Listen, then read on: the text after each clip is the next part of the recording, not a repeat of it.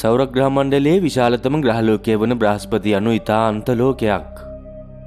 සූර්යයා වටා පරිභ්‍රමණය වන අනෙකුත් සියලුම ග්‍රහලෝකවල ස්කන්ධය එක් සුපිරි ග්‍රහලෝකයකට එකතු කළහොත් බ්‍රහස්පති ඊටත් වඩා 2.5 ගුණයකින් විශාලයි.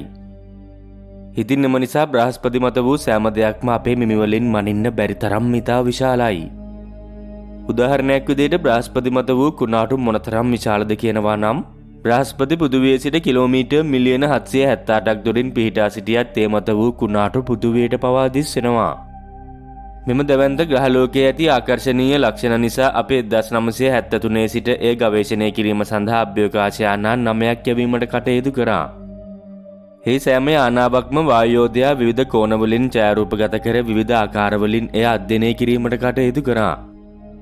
එම නිසා බ්‍රහස්පතිගේ පෙනුම මොන වගේද කියන්න නම් අපි හොඳින්ම දන්නවා. නමුත් අද අපි ඔබට පිළිතුරු දෙන්නේ බ්‍රහස්පතිගේ ශබ්දය මොන වගේද යන ප්‍රශ්නයටයි. ඒ අභ්‍යවකාශයේ සිටින විට නොවේයි. බ්‍රහස්පතිගේ වලාකුළු මතු පිටට යටින් වූ අභ්‍යන්තරයේ සිටින විට ඇසෙන ශබ්දය මොන වගේද යන්න පිළිබඳවයි. ඒ ගැන දැන ගැනීමට පෙර තාරකා විද්‍යාවට කැමති ඔබ වෙනුවෙන්ම ආරම්භ කරපු මේ channel එක දැන්ම subscribe කරන්න. ඒ වගේම කුඩා සීනු වෙබුවොත් අලුත් වීඩියෝ එකක් දාපු ගමන් ඔබට දැනගන්නටත් පුළුවන්. අපට පවසා තිබෙන්නේ අභ්‍යවකාශය යනු ගැඹුරු නිශ්ශබ්දතාවයකින් යුතු හිස් අවකාශයක් බවයි. නමුත් ඒ ඇත්ත වශයෙන්ම සත්‍ය නොවේයි. මොකද අභ්‍යවකාශය ඉතා ഘോഷාකාරී වස්තුන්ගෙන් පිරී පවතිනවා. සූර්යයා උදාහරණයක් විදිහට ගත්තොත් සූර්යයා අපේ පෘථිවිය අහසේ නිශ්ශබ්ද වස්තුවක් ලෙස දැర్శණය වුණාට ඔබ පෘථිවියේ සිට සූර්යයා වෙත කිලෝමීටර් මිලියන 150ක් ගමන් කොට එහි අතිශය දරුණු මතුපිට නොහොත් ෆොටෝස්ෆියර් එක තුල කෙසේ හෝ නොනැසී සිටීමට සමත් වුණොත් සූර්යයා ඔබට හිතා ගන්නවත් බැරි තරම් මහා ഘോഷාකාරී බව ඔබට අවබෝධ වේවි. මේ මොන විදිහේ දරුණු ශබ්දයක්ද කිව්වොත් එම ශබ්දය අපේ අවයවවලට බලපාන අතර ඒවා පුපුරා විනාශ කර දමන තරමට ඉතා ප්‍රබලයි. නමුත් ග්‍රහලෝක සහ තාරකාවන් අතර අවකාශයේ ഘോഷාකාරී එකක් නොවන්නේ ශබ්දය ගමන් කරන්නේ තරංගයක් ලෙස වීම නිසායි. ශබ්දය ජනනය කරන ප්‍රභවයේ සිට ප්‍රතිවිරුද්ධ දිශාවට වායු අණු එකිනෙකා මතින් බවුන්ස් වීම නොහොත් වායු අණු වල රිකොයිල් ප්‍රතික්‍රියාව නිසා තමයි ශබ්දය ඇතිවන්නේ. ඉතින් මේ සිදුවෙන්න නම් ප්‍රමාණවත් තරම් ඝනත්වයකින් යුතු වායු දියර සහ ඝන අණු අවශ්‍ය වෙනවා. නමුත් අභ්‍යවකාශයේ ශබ්ද තරංගයක් ඇති වෙන්න තරම් ප්‍රමාණවත් වායු ඝනත්වයක් නැහැ. අපි අභ්‍යවකාශයේ ඝන අන්ධකාරයේ වෙත එබී බැලුවොත් අපේ සංවේදනයන්ට අනුව එය හිස් අවකාශයක්. නමුත් ඔබ සිගුරුගේ සහ අඟහරුගේ හෝ ටයිටන් වැනි වායුගෝලයක් සහිත ලෝකයකට ඇතුළු වුණොත් ඔබේ දිසවනට ශබ්දයක් නැසෙනවා. මොකද ශබ්ද තරංගයන් ජනනය වන්න අවශ්‍ය මාධ්‍යයක් පවතින එවැනි ඕනෑම ස්ථානයක ශබ්දයන් පවතිනවා. ඉතින් හිතන්න ඕනෑවටත් වඩා මහා වායුන් ප්‍රමාණයක් රඳවා තබාගෙන සිටින බ්‍රහස්පති නම් වායුයෝධයාගේ අභ්‍යන්තරයේ ශබ්දය මොන වගේ වේවිද? බ්‍රහස්පති ග්‍රහයාගේ අපට පෙනෙන මෙම විචිත්‍රවත් දර්ශනය ඇති කර තිබෙන්නේ ඒ හයිඩ්‍රජන් සහ හීලියම් වලින් සැදුම්ලත් සුළං සහිත වායුගෝලය මත පාවෙන සිසිල් ඇමෝනියා විසින්.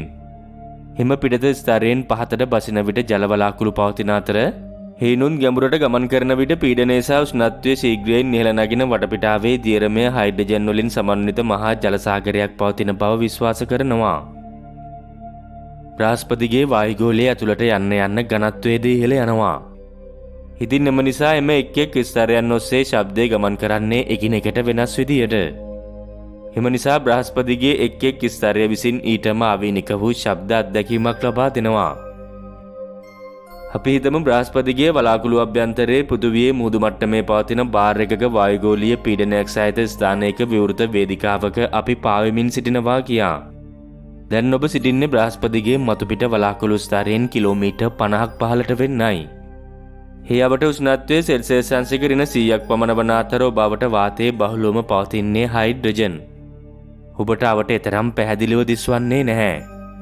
මොකද ඒ අවට දිස්වන්නේ පෘථිවියේ වූ ඝන මීදුමකින් වැසී ඇති ලෙසයි.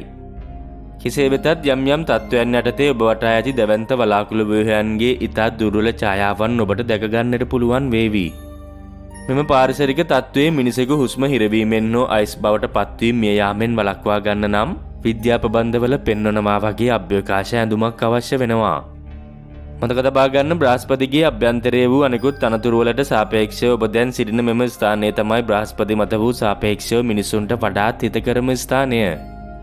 මෙම ස්ථානයේදී සිතද ගන්නා නමුත් මහා භයානක ශබ්දයන් ඔබට ඇසෙන්නට ගන්නවා. බ්‍රහස්පතිගේ මහා කැළඹිලි සහිත වායුගෝලය හරහා ශබ්දය හරියටම ගමන් කරන්නේ කෙසේද යන්න අවිනිශ්චිත නමුත් ඒ පෘථිවියේ අප පුරුදු වී සිටින දෙයට වඩා බෙහෙවින් වෙනස් වනු ඇති බව නම් ඉතාමත්ම පැහැදිලි.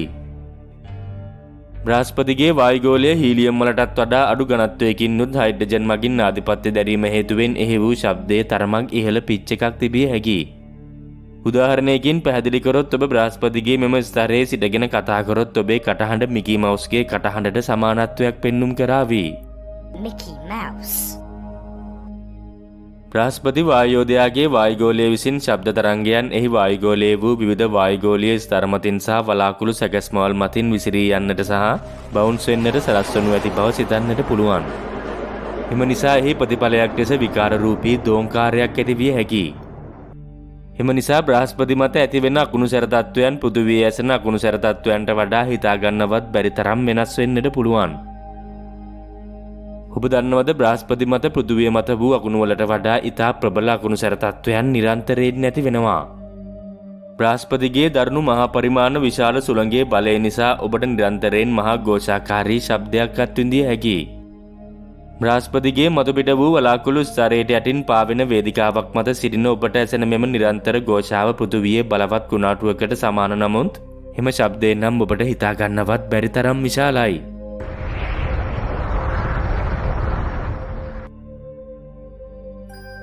බ්‍රහස්පතිගේ වායුගෝලය තුල පැයට කිලෝමීටර් 600 ඉක්මවා යන මහා දරුණු සුළං තත්වයන්ද පවතිනවා. ඒ පෘථිවියේ වූ F5 වර්ගයේ දරුණු ටෝනේඩෝවක සුළං වේගයට වඩා දෙගුණයකට වඩා වැඩි වේගයක්. පෘථිවියේ ඇති බලවත්ම ටෝනේඩෝ ඉතා ഘോഷාකාරී වන අතර ඒ ඩෙසිබල් 150ක් හෝ ඊටත් වඩා ඉහළ අගයක් ගන්නවා. ඒ ඔබගේ කන්වල වේදනාවක් ඇති කිරීමට තරම් ഘോഷාකාරී ශබ්දයක්. ඩෙසිබල් 160ට වඩා වැඩි ඕනෑම ශබ්දයකට ඔබේ කන් බෙරේ ශනිකව පුපුරා දමන්නට පුළුවන්. ඩෙසිබල් 185ට වඩා වැඩි ශබ්දයකට ඔබේ අවයවවලටද බරපතල හානි ඇති කරමින් මරණය පවා සිදු කළ හැකියි. ඉතින් එම නිසා බ්‍රහස්පතිගේ අවම බලපෑමක් ඇති මෙම වටපිටාව මත සිටින විටදී පවා ඔබට ඇසෙන ഘോഷාකාරී ශබ්ද ඔබේ කන් බෙර පුපුරවා කනෙන් ලේ වැගිරෙන තරම් ප්‍රබලයි. එම නිසා එතනින් එහාට තවත් කතා කළ යුතු නැහැ. ඉතින් දැන් ඔබ සිටින මෙම ഘോഷාකාරී සහ පීඩාකාරී වටපිටාවෙන් තරමක් ඉහළට ගමන් කරොත් බ්‍රහස්පතිගේ දැවැන්ත චුම්බක ගෝලයේ ශබ්දය ඔබට ඇසේවි. චුම්බක ගෝලය යනුවෙන් හඳුන්වන්නේ බ්‍රහස්පතිගේ අති දැවැන්ත චුම්බක ක්ෂේත්‍රය විසින් ආධිපත්‍ය දරන කලාපයයි. එහිදී ඔබට ඇසෙන්නේ පෘථිවිය මත උතුරු ආලෝකයේ දිස්වෙන විට ඇසෙන්නට ලැබෙන ඉතා දුර්වල ක්‍රැක්ලින් සවුන්ඩ් එකක්.